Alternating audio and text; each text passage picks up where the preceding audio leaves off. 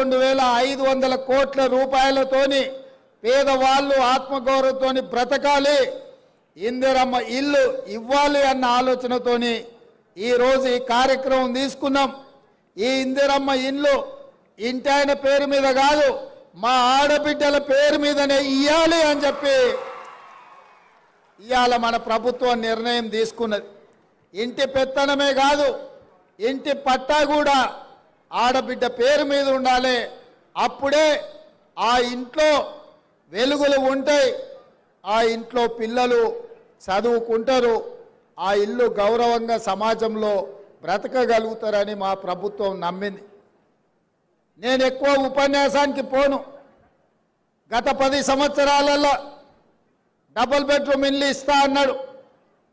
2014 ఎన్నికల కంటే ముందు డబ్బా ఇల్లు వద్దు, డబుల్ బెడ్రూమ్ ఇల్లు ముద్దు, కొడుకు కోడలు ఉంటే యాడుంటారు, పండుగ పూట బిడ్డ అల్లుడు వస్తే ఏడవంటారు, గొర్రె పిల్లనో మేక పిల్లనో ఉంటే ఏడ కట్టేసుకుంటారు అని పేదవాళ్ళ కళ్ళల మీద కేసీఆర్ ఓట్ల వ్యాపారం చేసిండు.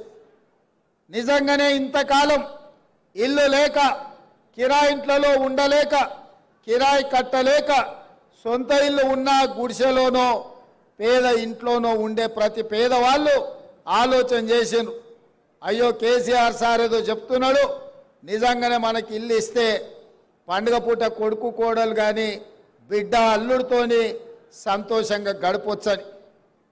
ఒక్కసారి కాదు, చెప్పిన కథనే మళ్ళా చెప్పి ఎమ్మెల్యే ఎలక్షన్లు కావచ్చు, ఎంపీ ఎలక్షన్లు కావచ్చు, సర్పంచ్ ఎలక్షన్లు కావచ్చు, ఎంపీడీసీ ఎలక్షన్లు కావచ్చు, 2 సార్లు 10 ఏళ్ళు పదే చెప్పిందే చెప్పి తెలంగాణ ప్రజల్ని మోసం చేసి ఇక తెలంగాణ ప్రజలు ఆయన మోసానికి ఆయన అబద్ధాల మాటలకు కాలం చెల్లింది అని చెప్పి మొన్న జరిగిన శాసనసభ ఎన్నికల్లో కేసీఆర్ను బీఆర్ఎస్ను బొందబెట్టి ఇందిరమ్మ రాజ్యం తెచ్చుకున్నారు. అందుకే ఈరోజు ఇచ్చిన మాట నిలబెట్టుకోవడానికి ఇంత బ్రహ్మాండమైన కార్యక్రమం ఇవాళ ఖమ్మం జిల్లాలో భద్రాద్రి రామచంద్రుడి ఆశీర్వాదంతో ప్రారంభించుకున్నాం. ఇవాళ కాంగ్రెస్ పార్టీకి ఖమ్మం జిల్లాకు ఒక బలమైన బంధం ఉన్నది. ఈరోజు ఈ కార్యక్రమంలో సిపిఐ శాసనసభ్యులు సాంబశివరావు గారు కూడా పాల్గొన్నారు.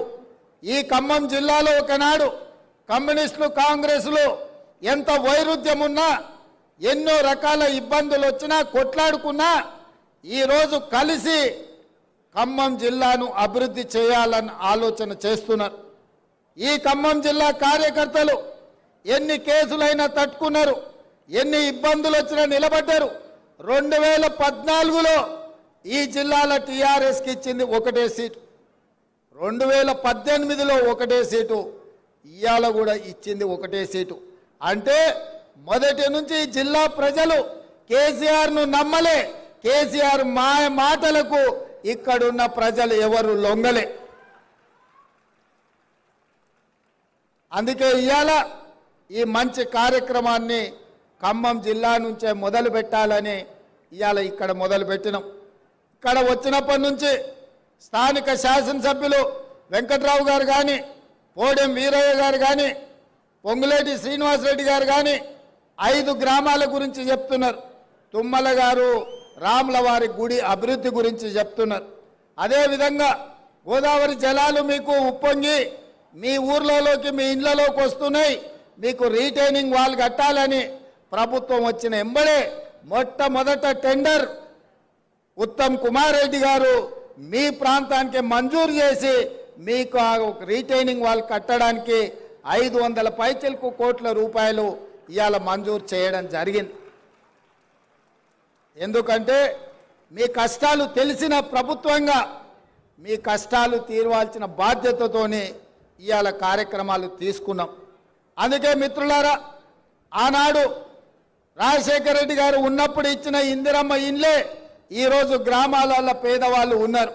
కానీ మరి ఆ ఎల్లా 2 ఏళ్ల పిల్లగాడు ఇవాళ 25 ఏళ్ళకు వచ్చిండు, పెళ్ళి అయింది, ఆయనకు కూడా పిల్లలయ్యే పరిస్థితి వచ్చింది. మరి తల్లిదండ్రులు పిల్లలు పెళ్ళైనోళ్ళు కుటుంబం పెద్దగా అయినప్పుడు పిల్లలకు కూడా సొంత ఇండ్లు కావాల్సిన పరిస్థితి పేదవాళ్ళు ఇవాళ పిల్లలకు పెళ్లి చేస్తే వాళ్ళు కూడా ఆత్మగౌరవంతో బ్రతకాలని